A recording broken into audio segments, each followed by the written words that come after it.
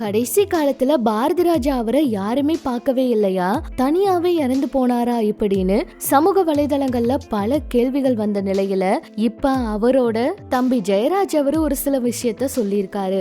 அண்ணாவை குடும்பத்தினர் கவனிக்கல அப்படிங்கறதெல்லாம் முற்றிலும் பொய்யான தகவல். அண்ணியும் குடும்ப உறுப்பினர்களும் அவர் ரொம்ப அக்கறையோட பாத்துக்கிட்டாங்க. கடைசியா அவர் இறக்கறதுக்கு 2 நாளைக்கு முன்னாடி அண்ணியோட சொந்த குடும்பத்துல ஏற்பட்ட அவசர சூழ்நிலை காரணமா தேனிக்கு செல்ல வேண்டி இருந்துச்சு. ஆனா அதுக்கு முன்னாடியே அண்ணாவை கவனிக்க தேவையான எல்லா ஏற்பாடுகளையும் செஞ்சு வச்சிருந்தாங்க. ஆனா கடைசி நேரத்துல யாருமே இல்லாத சமயத்துல அண்ணன் பாரதிராஜா அவருடைய உயிர் பிரிந்த சம்பவத்தை பார்த்த கங்கை அமரன் அவரு ரொம்ப உணர்ச்சி வசப்பட்டு பேசி விட்டாரு. ரொம்ப கோவப்பட்டு தான் சத்தம் போட்டுட்டாரு. அங்க இருந்த எல்லாருக்குமே அது ரொம்பவே கண்கலங்க வச்சிருச்சு. அவருக்கு அண்ணா மேல அவ்வளவு பாசம் இருந்துச்சு.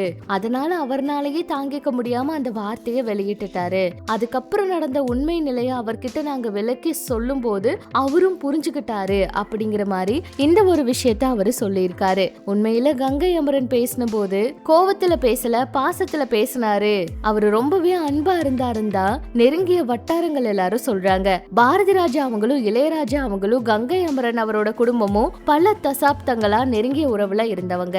அந்த அளவுக்கு நெருக்கமா பழகிய அவங்க இறுதி நேரத்துல தனியா இருந்தாருன்னு தெரிஞ்சப்ப தாங்கிக்க முடியாம அவங்களோட மன வார்த்தைய வெளியிட்டுட்டாங்க.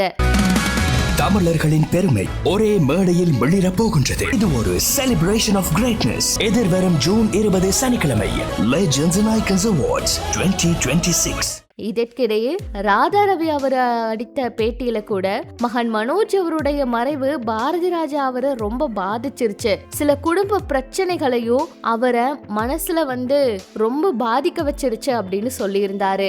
அந்த கருத்தும் சமூக வலைதளத்துல ரொம்ப பெரிய அளவுல பரவுச்சு. அது மட்டும் இல்லாம மருமகள் மகளுக்கும் சொத்து பிரச்சனை, அவங்க 2 பேரும் அந்த இடத்துல நடந்துகிட்ட விதமே சரியில்லை.